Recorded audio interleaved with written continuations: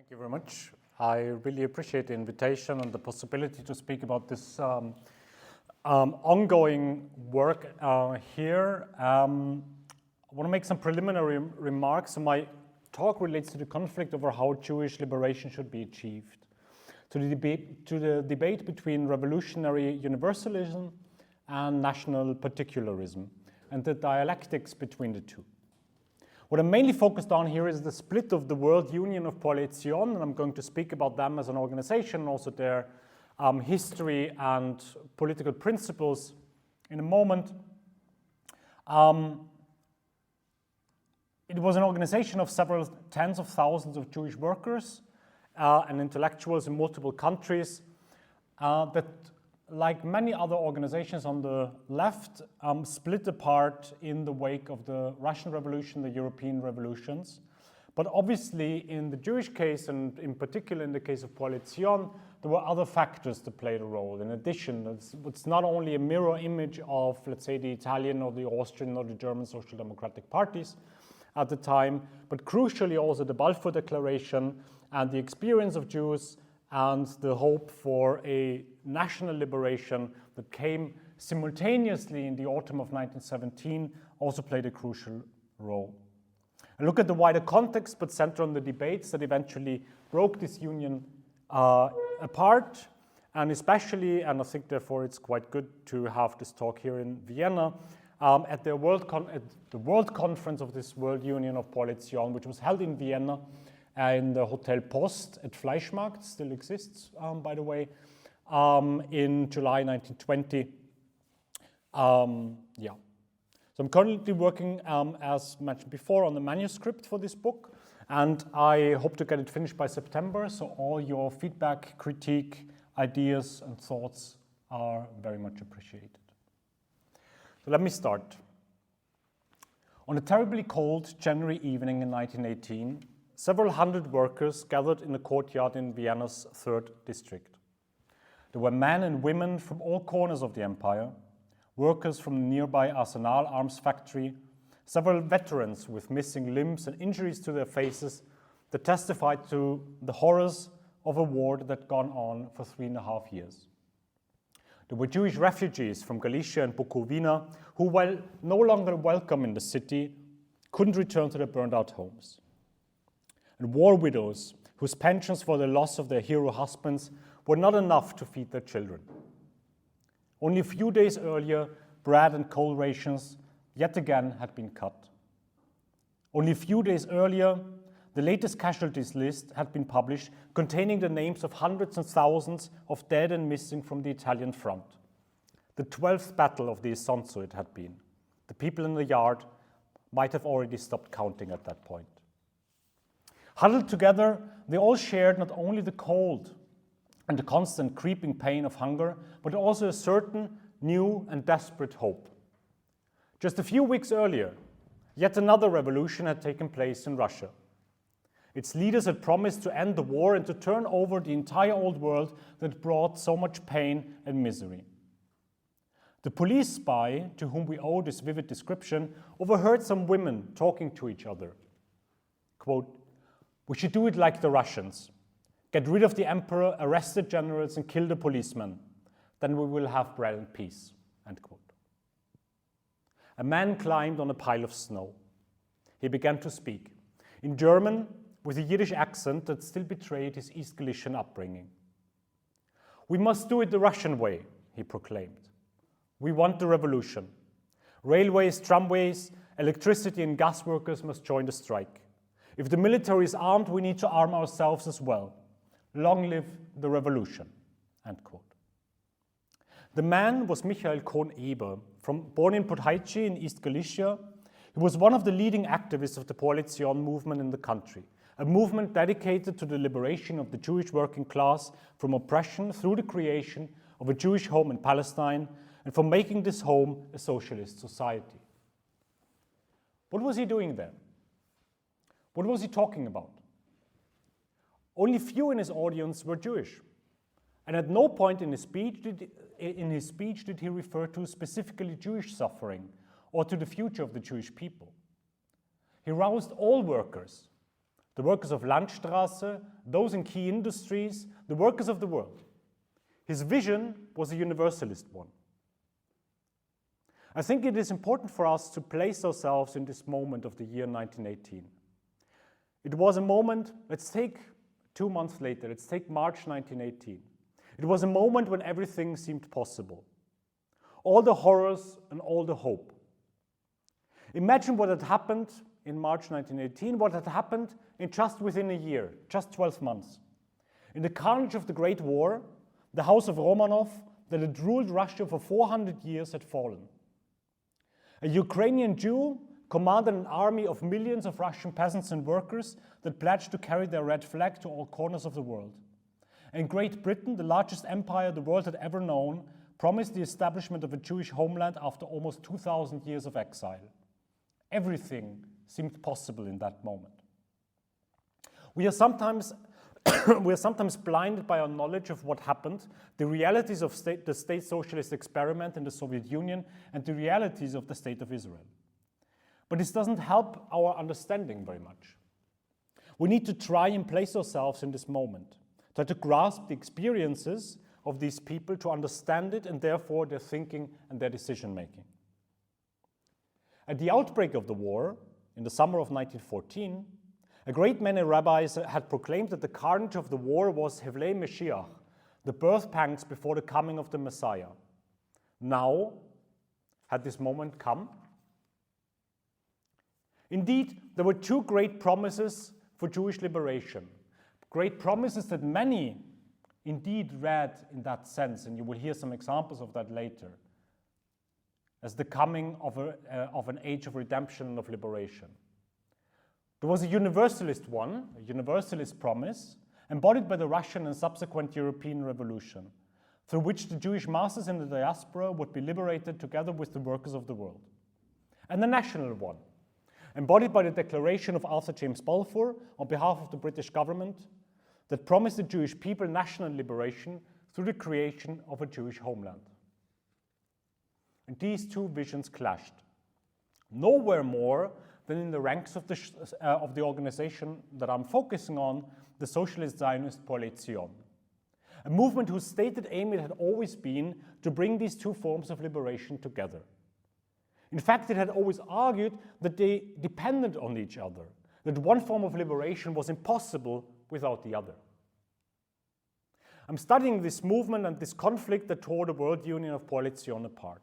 However, I believe that the arguments and problems there go well beyond this particular movement, but are core questions of modern Jewish history, and indeed great many emancipatory and revolutionary movements of national minorities and oppressed communities have throughout history seen themselves confronted with these and similar questions. In the Jewish case, the problem of how liberation and emancipation should be achieved in a universal or in a particular way had been discussed with great fervor since the beginning of the revolutionary era. Most famously, Count Stanislas de Clermont-Tonnerre argued in the French National Assembly in 1789 that, quote, "The Jews as a nation must be refused everything. As individuals, they must be granted everything," end quote.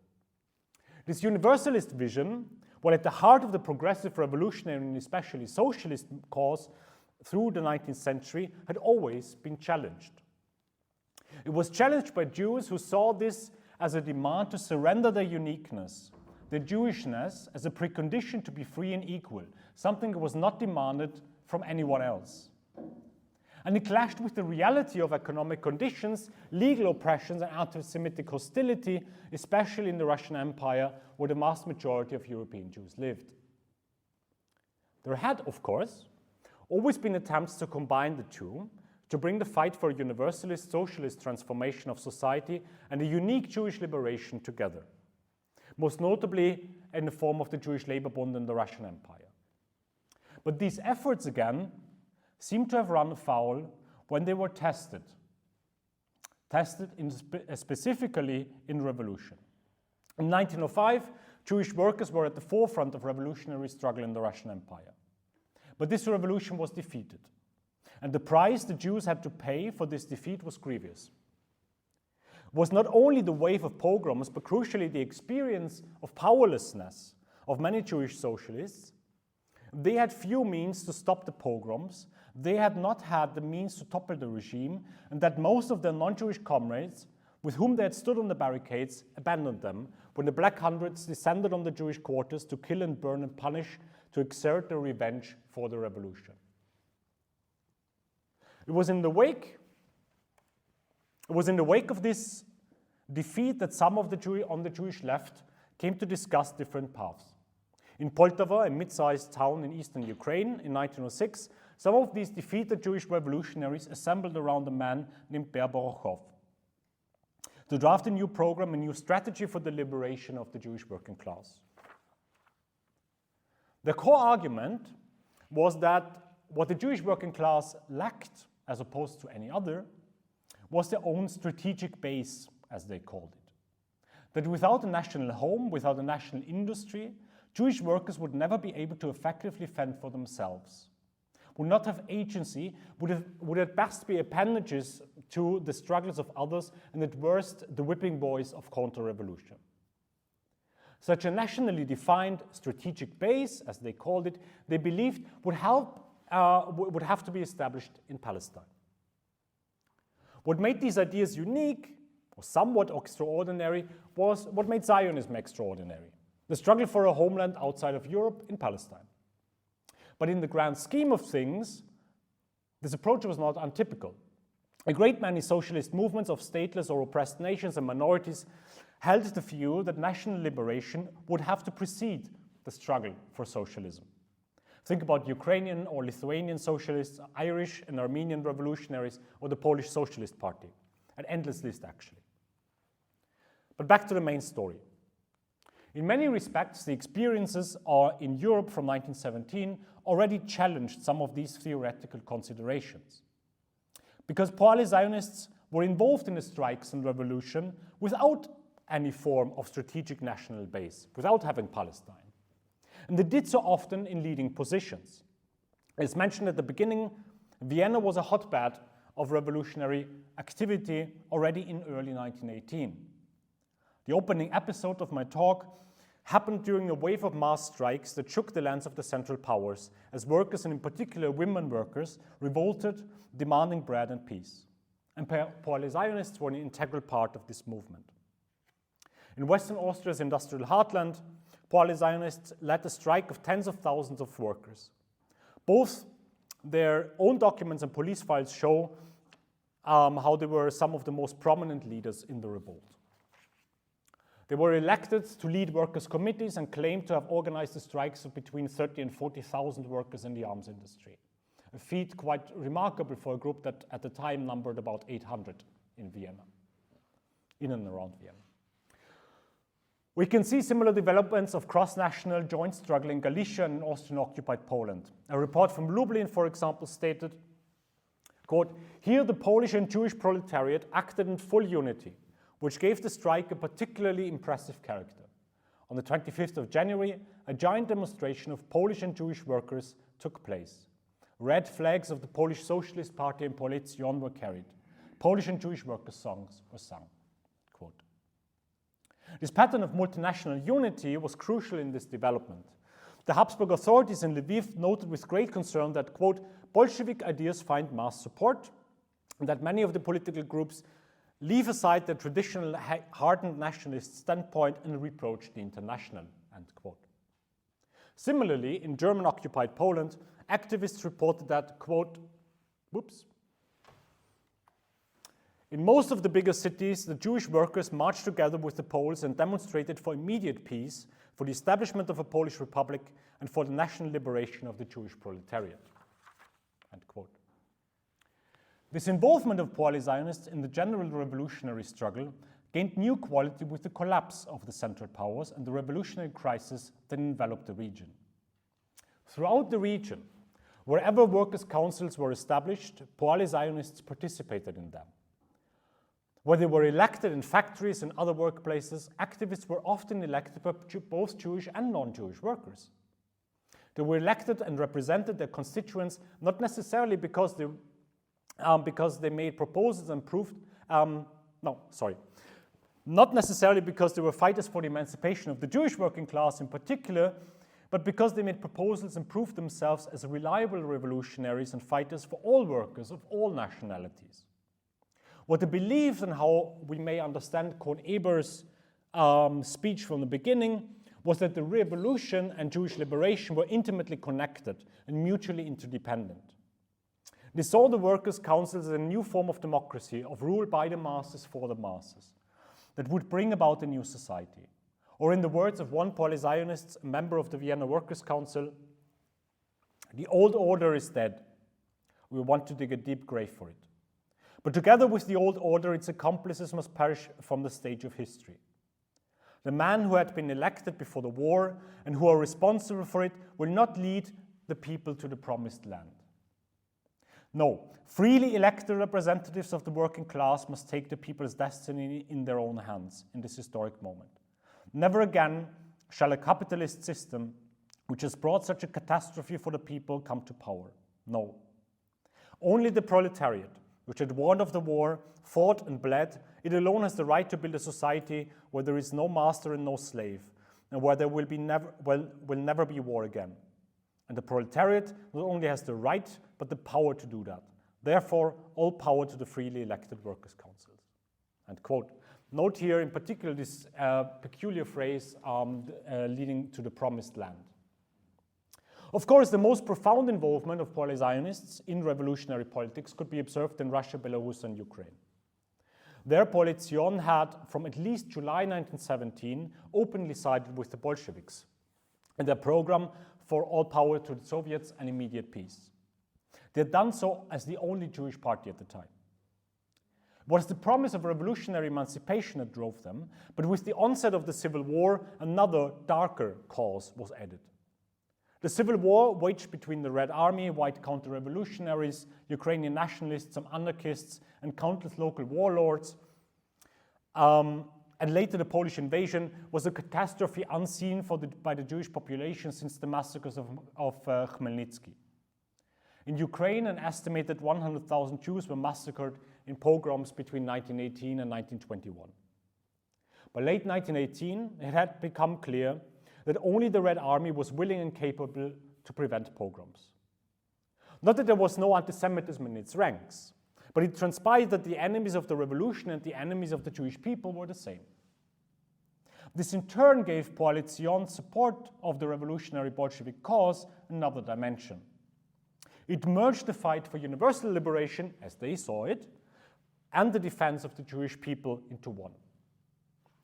In 1919, at the height of the Civil War, Poalei Tsion fully mobilized their members for the Red Army, commanding members to come to Minsk as the central rallying point of the party. Whoever did not follow this party orders without a good reason was considered a traitor and expelled. They even formed their own unit, the Borochov Battalion in the Red Army. These efforts not only tied the fate of the movement to that of the revolution, but it showed also on what terms the revolution would be defended. Poalei Tsion did not merely call for the enlistment into the Red Army. They formed their own unit, fought in their own form, with Yiddish as the language of command, making, in their eyes, a uniquely Jewish contribution to a universal revolution. As already indicated here, the key determining question was violence. The violence directed against Jews and how Jewish security could be won in this period of violent transformation. Of course, this was most urgent and most horrific in Russia and in Ukraine. But the problem posited itself throughout the region. Immediately connected to that was the interpretation of the pogroms that raged in Galicia, in Ukraine, and elsewhere. And I want to give one example. Two, actually. Let's start with one. During mass strikes in July 1919, Poalei Tsion in Warsaw distributed a leaflet stating, quote, "Louder than ever before must our call to struggle be heard.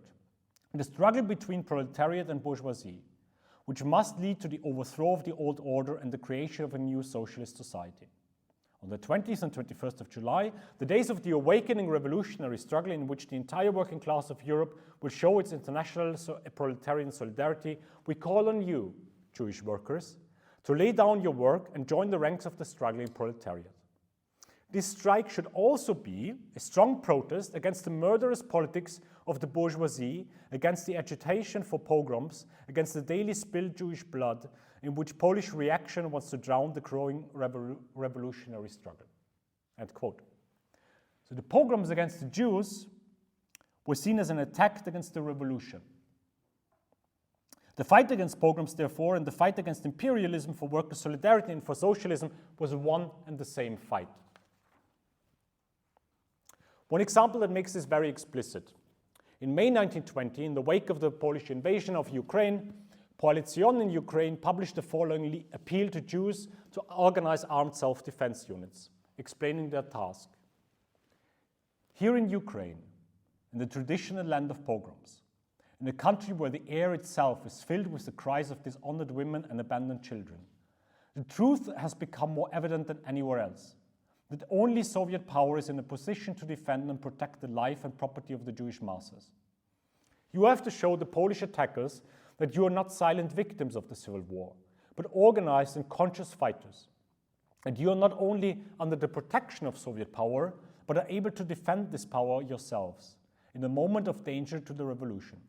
Comrades, Jewish workers, and tireless laborers, by defending the interests of Soviet Ukraine, you defend your own vital interests.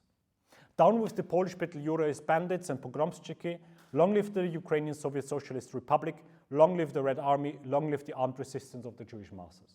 End quote. There are two central factors here, in my opinion, that speak to this pattern of radicalization in this experience. First, the pogroms and anti-Jewish violence in general were seen as attacks against the revolution and against the Jews. The big question, therefore, of universalist liberation through a revolution and the fight for Jews as Jews against their unique oppression, their unique situation, appear to have found an answer. The big conceptual problem that had informed the creation of this unique Jewish socialist movement appeared to have been resolved, even if in the darkest of ways. Second, questions of violence and security always necessitated a discussion over the state, its character, and its relation to the Jewish minority, or all minorities for that matter. Activists of Tsion in Russia, Ukraine, and Belarus wholeheartedly identified with the new Soviet state. They did so because of its revolutionary content, but crucially also because it de facto protected Jewish communities.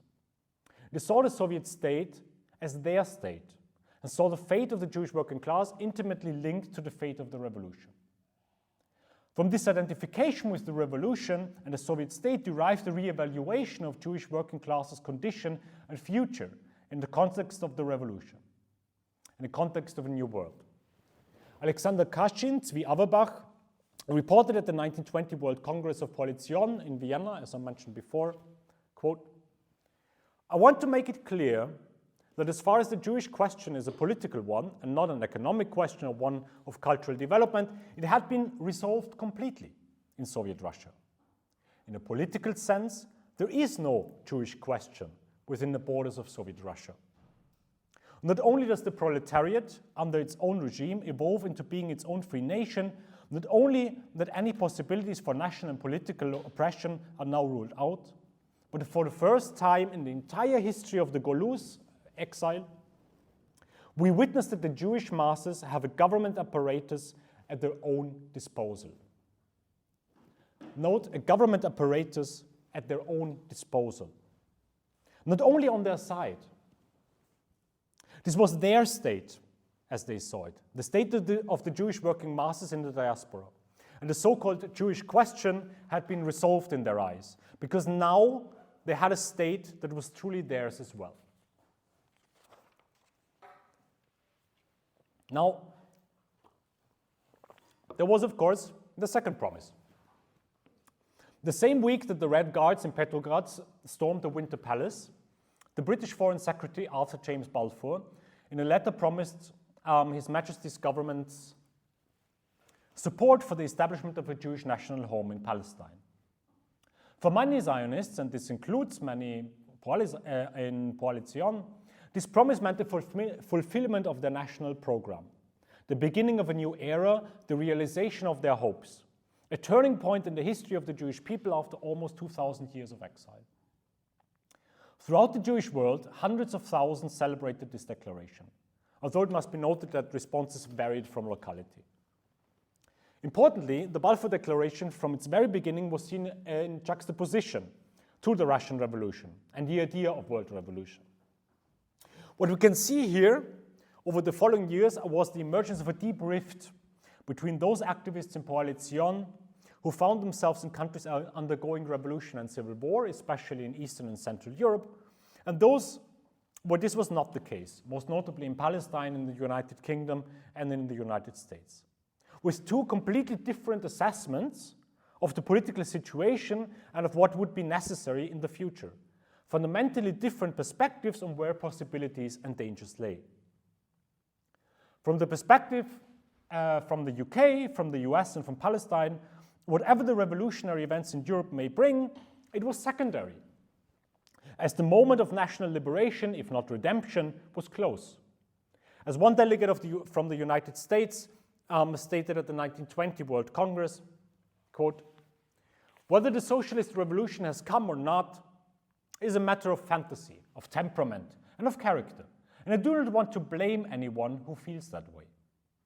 But no one can deny that our recognition," thereby referring to the Balfour Declaration, "means the beginning of the Geula, the coming of the Messianic age." It was this understanding that informed the rejection of emancipation through revolution. They believed that if they would align with the communists, they would not only risk to be persecuted by the British administration in Palestine, but they would endanger the entire national project, the national homeland in Palestine itself. And for what? For a world revolution that might or might not come, might or might not be successful? And intimately connected with this, debate revolved around two central responses to the case the Polish, Russian, Ukrainian, and indeed Austrian comrades had made. And again, the question of Jewish involvement in the wider revolution and the question of security and violence. The first was whether the Jewish working class could actually play an independent role in the world revolution, the very aim of Poalei Tsion, and what the role of the movement was supposed to be. David Ben-Gurion, later the first prime minister of the State of Israel, made a forceful claim that while there had undoubtedly been great achievements by Poalei Zionists in Russia, this was done not through the power of the Jewish proletariat, but resting on the power of the Russian Revolution. The conceptualization of the revolution as Russian, and I will leave aside here whether it shouldn't also be called Ukrainian and Belarusian and so on, this was not the debate, but as a national rather than a geographic frame, implied that the involvement of Jews in it was destined to either be a waste of energy or lead to assimilation, or was even outright dangerous. Yitzhak Ben-Zvi, later the second president of the State of Israel, stated, "We are not subsections of the Russian, Austrian, English, or American proletariat, but an independent body with an independent purpose, like the Russian and German working class." And he continued, "What matters for us are the interests of the Jewish working people.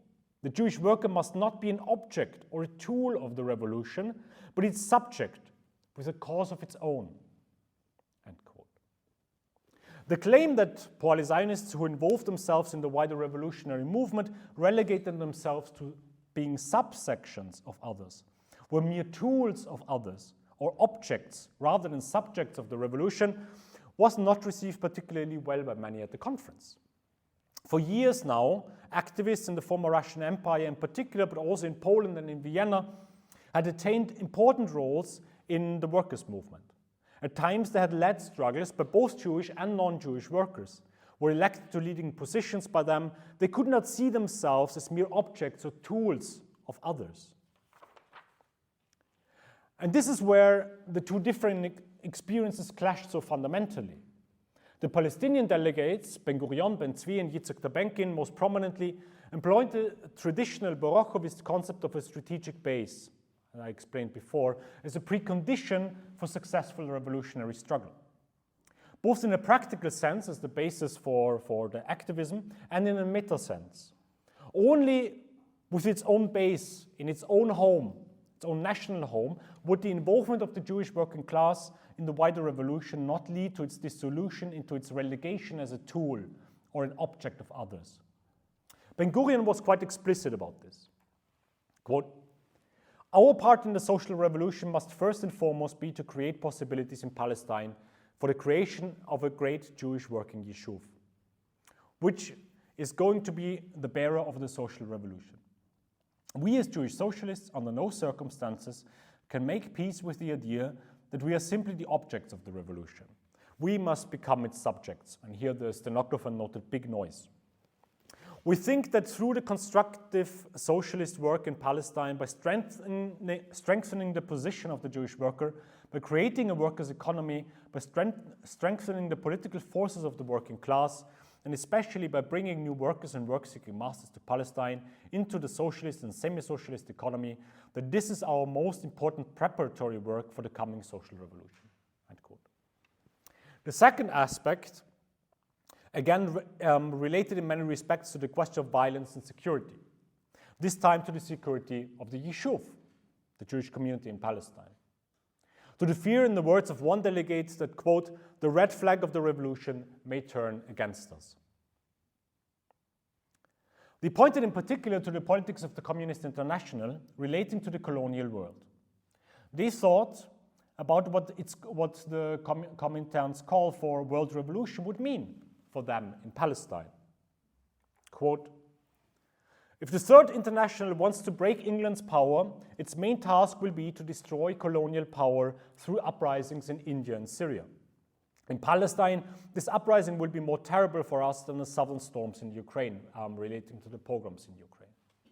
This uprising will be equivalent to the destruction of the Jewish home in Palestine." End quote. Indeed, the Third International had called for anti-colonial uprisings against the British Empire in particular, and were often not very selective, to say the very least, in with whom they cooperated. What concerned Poalei Zionists in Palestine most was the Soviet support for the regime of Mustafa Kemal in Turkey. The Soviets saw him as a fighter against Entente imperialism, but Poalei Zionists in Palestine remember too well the massacres of the Armenian population, which we now describe as a genocide, during the war, and were painfully aware of the atrocities, the ethnic cleansing, the pogroms as they called it, using this term, that were committed by Turkish Republican troops during the Civil War. Not that they necessarily feared that the Turks would retake Palestine, but the Soviet government's willingness to support people like this for the sake of their world revolution made them incredibly concerned over what this revolution would mean for the Jewish community in Palestine, for the Yishuv. In this sense, Yitzhak Tabenkin was possibly even more forceful in his criticism of those of his comrades who supported the communists. Quote, "We must call this Eastern Jewish politics what it is, treason to our cause." End quote. The conclusion from both these aspects is the matter of Jewish independence in the revolution and the physical protection not only of Jews in general, but of the very heart of the project that would make Jewish workers subjects of their own revolution, of their own history. The national strategic base, the national homeland in Palestine. This informed the rejection of communist universalism. They were the mirror image of their comrades in Eastern Europe, with the changed sides due to their different experiences and situations. I will conclude. At the end of this process, in the summer of 1920, was a deep schism and the break of the World Union of Poalei Tsion into two rival organizations. A left, or self-described left, pro-communist, and a right, that centered on the national project in Palestine. The split fell largely along geographical lines, and they hated each other with a passion that only former comrades and former lovers can muster against each other. In their post-conference statements on the split, explaining it to their members, they both made essentially very similar points. The left accused the right of, quote, "For them, the daily political and economic struggles of the Jewish and non-Jewish proletariat are more a matter of resolutions than of a working program." And they stated, "Those who have left our union, orientating themselves towards the petty bourgeoisie, all of them who prefer English imperialism to the Third International, are attempting to create a right-wing union. Objectively, they are all traitors to the Jewish revolutionary cause and voluntary or involuntary thugs of Zionist reaction. There can be no compromise or understanding with them, just as this is impossible with the bourgeoisie. Between them and us, there can be only one form of relation, struggle until the complete destruction of Menshevism in the Jewish street is accomplished. In their counter-statement, the right wrote about their former comrades. Hand in hand with this passivity in regard to Palestine come liquidationist tendencies in all aspects of Jewish life. Instead of turning our constructive socialist forces towards the building of Jewish life, they want to place the Poalei Tsion movement outside of Jewish life, in the diaspora as well as in Palestine. End quote. The commonality here, despite the hate, aside from the hatred, that both sides was that both sides accused each other of being detached from Jewish workers' reality and from Jewish life. It was not merely a rhetorical instrument. They both deduced from their own experiences and circumstances and generalized from them. To both, with their experiences, the position of the other was incomprehensible and endangering everything for what they had fought and suffered for, and endangered everything they hoped for. At the same time, neither of them, at least at this stage, felt that they had abandoned their core ideas. They both saw their own position as the logical consequences of the ideas and of the pogroms that had been developed well before the war and well before the revolution. Despite being accused of betraying the revolution, Poalei Zionists or their successors in Palestine continued to see themselves as laying the foundations of socialism for the Jewish people.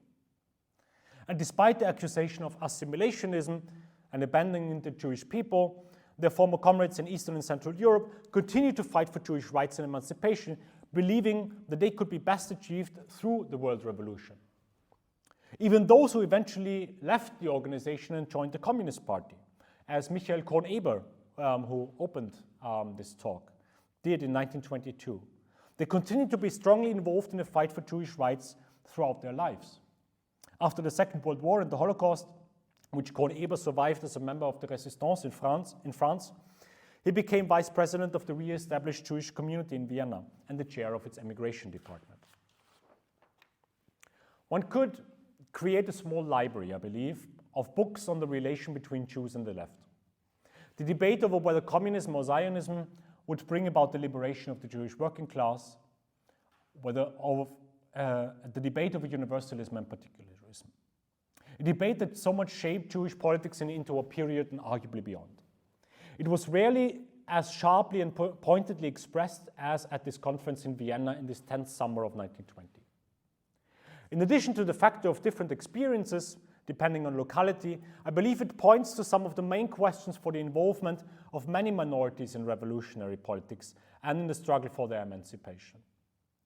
It is only in part whether a universal idea or revolution incorporates or makes room for particular demands and needs.